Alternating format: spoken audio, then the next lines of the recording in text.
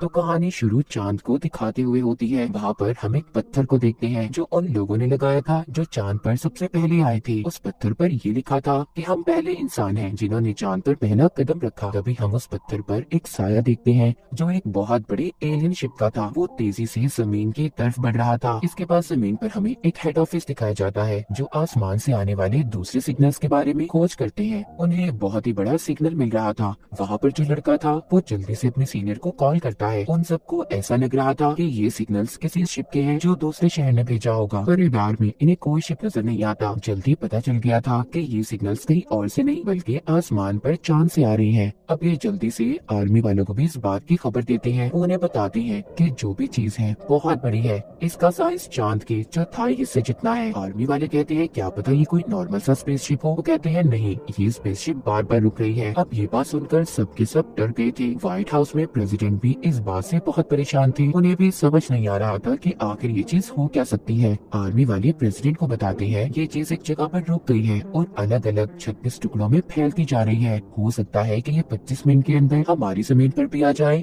तभी कुछ ही देर बाद अलग अलग शहरों से ये खबरें आना शुरू हो गई थी कि उन्होंने आसमान पर आके बादलों को देखा है और ये बादल वही थे जो अलग अलग टुकड़ों पे फैल गए थे। तभी थोड़ी ही देर बाद एक टुकड़ा मॉस्को शहर की तरफ भी बढ़ना शुरू कर देता है। जब ये बात प्रेसिडेंट को पता चलती है वो प्लेन को उस टुकड़े के पास भेजते हैं। वो भी आग की वजह से तबाह हो जाता है। इन्हें कुछ समझ नहीं आ रही थी कि आखिर ये चीज थी क्या। कुछ देर के बाद शहर में एक बहुत बड़ा स्पेसशिप आकर रुकता है जो पूरे शहर जितना था। और भी बहुत से स्पेसशिप अलग अलग शहरों में रुके थे। इन सब की वजह से टीवी स्टेशन में भी बहुत ज्यादा प्रॉब्लम हो रही थी। तभी हमें एक टीवी स्टेशन पर एक आदमी दिखाया जाता है जिसका नाम डेविड था। ये सैटेलाइट इंजीनियर था। जब ये सभी सिग्नल्स को देखता है तो इसे कुछ छुपे हुए सिग्नल्स भी मिलते हैं जो लगातार बीच में से गायब हो रहे थे। इसके बाद ये बाहर जाता है। डेविड आसमान की तरफ देखता है जहाँ पर इसे बहुत बड़ा एलियन शिप दिखाई दे रहा था। वो समझ गया था कि क्या होने वाला है। वो अंदर आकर स्टेशन के मालिक को बताता है आहिस्ता आहिस्ता एलियंस हमारे सिग्नल्स को बंद करके अपने सिग्नल्स को दुनिया में लाना चाहते हैं। अगर ऐसा हो गया तो समझो बहुत बड़ी तबाही होने वाली है। ये बड़े बड़े स्पेसशिप खाली नहीं बल्कि इनमें एलियंस हैं जो आकर हमारी जमीन पर कब्जा करना चाहते हैं। डेविड ये खबर प्रेसिडेंट तक भी पहुंचाना चाहता था। वो अपने बीवी को कॉल करता है जो प्रेसिडेंट के साथ मिलकर काम करती थी। वो उसे सारी बात बता देता है। कहता है जल्दी हम पर हमला होने वाला है। लेकिन उसकी बीवी को उसकी बातों पर यकीन नहीं आता और फोन को बंद कर देती है।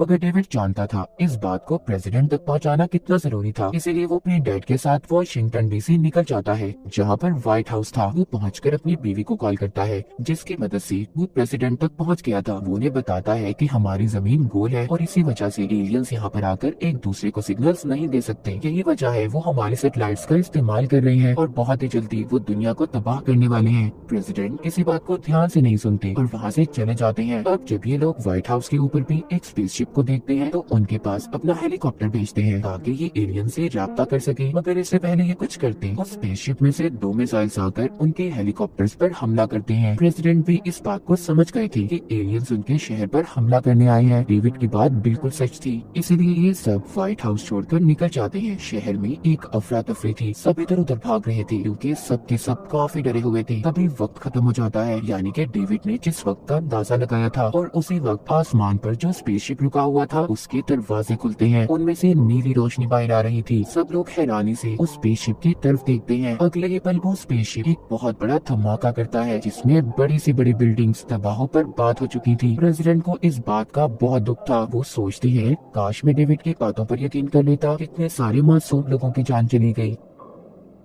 दूसरी तरफ हमें एयरफोर्स दिखाई जाती है जो अब उन एलियन से बदला लेना चाहती थी। इसीलिए वो अपने फाइटर प्लेन्स को स्पेसशिप के पास भेजते हैं। इनमें एक पायलट स्टीवन भी था। जब ये सभी उस शिप पर हमला करते हैं इनके मिसाइल्स वहाँ पर जाने से पहले ही तबाह हो गई थी क्योंकि उस स्पेसशिप के बाहर एक सेफ्टी कवर हिफाजती दीवार थी जिससे कोई भी उन्हें नुकसान नहीं पहुँचा सकता था। तभी उस स्पेसशिप में से छोटे शिप बाहर आते हैं जो उन फाइटर प्लेन्स पर हमला कर रहे थे। इनके हमले में सभी प्लेन्स तबाह हो जाते हैं। बचा था तो सिर्फ स्टीवन का प्लेन। इससे पहले स्पेसशिप उसे भी तबाह करता स्टीवन अपने प्लेन का पैराशूट खोल देता है जिसमें वो एलियन का शिप फंसकर नीचे गिर गया था। स्टीवन जब पास जाकर कर देखता है तो उसमें एक एलियन था जो काफी जख्मी था। स्टीवन उसे मुक्का मारकर बेहोश कर देता है। उधर दूसरी तरफ हमें प्रेसिडेंट को दिखाया जाता है जो बहुत परेशान थे क्योंकि अब एलियंस ने उनकी एयरफोर्स पर भी हमला कर दिया था। इसीलिए के लोग ये कहते हैं कि उन एलियंस पर हमें एक बहुत बड़ा हमला करना चाहिए, मगर प्रेसिडेंट ऐसा नहीं चाहते थे। वहाँ पर डेविड भी था जो कहता है हम ऐसे ही एलियंस पर हमला नहीं कर सकते, ऐसे तो हम अपना शहर खुद ही तबाह कर देंगे। इस बात पर मिनिस्टर को गुस्सा आता है, वो डेविड को जाने का कहते हैं। तभी यहाँ पर डेविड की डैड भी आ गई थी। वो सबको गुस्से से कहते हैं कि तुम्हें पहले ही इन सब के बारे में बताया गया था, तो तुमने लोगों को बचाने का इंतजाम क्यों नहीं किया? तुम जानते थे कि एलियंस का वजूद दुनिया में मौजूद है, तुमने इस बात को कैसे मजाक में लिया? और बहुत सालों पहले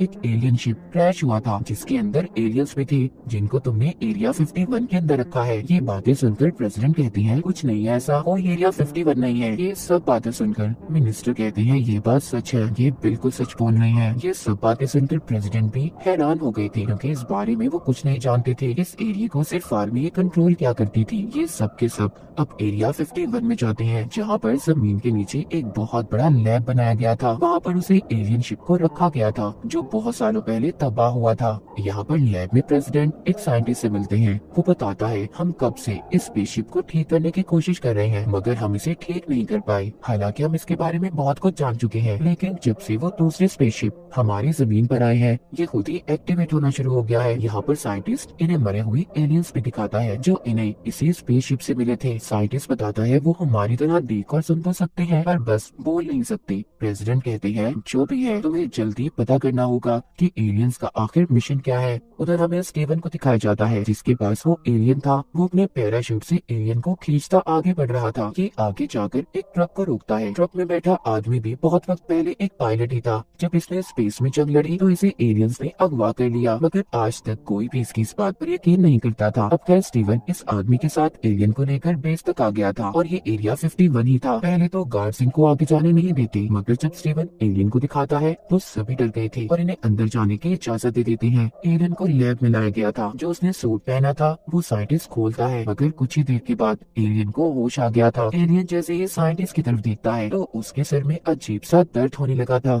इसके बाद एलियन वहाँ पर सबको मार देता है। जब प्रेसिडेंट लैब में आते हैं तो ग्लास के पास उन्हें साइंटिस्ट की लाश मिलती है जिसका गला एलियन ने पकड़ा हुआ था और वो एलियन साइंटिस्ट के गले के जरिए प्रेसिडेंट से बात करता है। कहता है कि मुझे छोड़ दो। वो एलियन से कहते हैं देखो तुम हमसे सुलह कर लो, हम दोनों एक दूसरे से बहुत कुछ सीखेंगे। पर एलियन साफ साफ मना कर देता है। वो कहता है हम सिर्फ तुम्हें मारना चाहते हैं। अब जैसा दर्द साइंटिस्ट के सिर में हुआ था वैसा ही दर्द प्रेसिडेंट के सिर में भी हो रहा था। दरअसल ये एलियन की एक ताकत थी कि कोई भी जब उनकी तरफ देखता था तो वो अपने कंट्रोल में नहीं रहता। इसीलिए प्रेसिडेंट के आदमी एलियन को वहाँ पर मार देते हैं, जिसके बाद प्रेसिडेंट ठीक हो गए थे। अब वो भी समझ जाते हैं कि एलियन आखिर उनसे चाहते क्या है। वो अपने लोगों को बताते हैं कि एलियन हमारी दुनिया पर कब्जा करने आए हैं। वो इसी तरह एक प्लेनेट से दूसरे प्लेनेट पर घूमते रहते हैं और अब हमारे प्लेनेट यानी जमीन की बारी है। अब हमारे पास उन पर हमला करने के अलावा कोई चारा नहीं, इसीलिए ये हमला करते हैं और उनके स्पेसशिप की हिफाजती दीवार इनके हमले को रोक लेती है।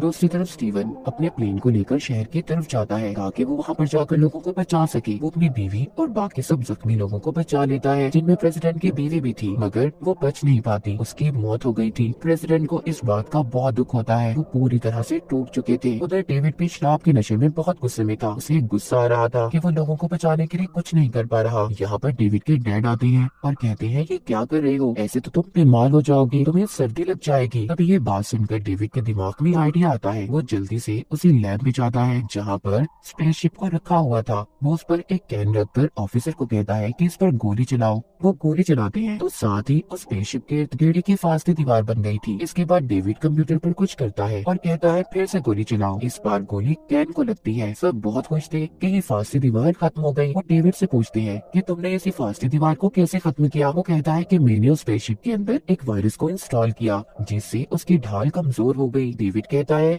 हम उनके स्पेसशिप में भी ऐसा ही करेंगे, वायरस को डाल देंगे जिससे उनकी हर स्पेसशिप की हिफाजती दीवार कमजोर हो जाएगी और यहाँ पर हम आसानी से उन पर हमला कर पाएंगे। सब पूछते हैं कि हम उनके स्पेसशिप तक आखिर पहुँचेंगे कैसे। डेविड कहता है इसी स्पेसशिप से हम उनके बड़े स्पेसशिप में दाखिल होंगे और वहाँ पर जाकर इस वायरस को इंस्टॉल कर देंगे जो 1 मिनट के बाद काम करेगा और तभी हम 1 मिनट के अंदर अंदर वहाँ से निकल जाएंगे। सब इस बात को मान गए थे, पर सवाल ये था कि स्पेसशिप को चलाएगा कौन। यहाँ पर स्टीवन कहता है मैं चलाऊंगा इसे। ये सभी मुल्कों तक इस मैसेज को पहुंचा देते हैं कि हम एलियंस पर जवाबी हमला हमला करने वाले हैं और आपके शहरों में भी जो स्पेसशिप है आपको उन पर हमला करना होगा। सब लोग तैयार थे कि वो एलियंस पर हमला करके उन्हें खत्म कर देंगे। स्टीवन और डेविड के स्पेसशिप में एक मिसाइल को भी लोड किया जाता है। यहाँ पर प्रेसिडेंट कहते हैं कि अभी भी हमारे पास पायलट की कमी है। ये अवाम के पास जाकर ऐलान करते हैं कि जिसे भी प्लेन उड़ाना आता है वो हमारी टीम में शामिल हो जाए। यहाँ पर वही आदमी जिसने स्टीवन की मदद की थी, जिसको कई सालों पहले एलियंस ने अगवा भी किया था, वो भी इनके साथ टीम में आने को तैयार था। डेविड और स्टीवन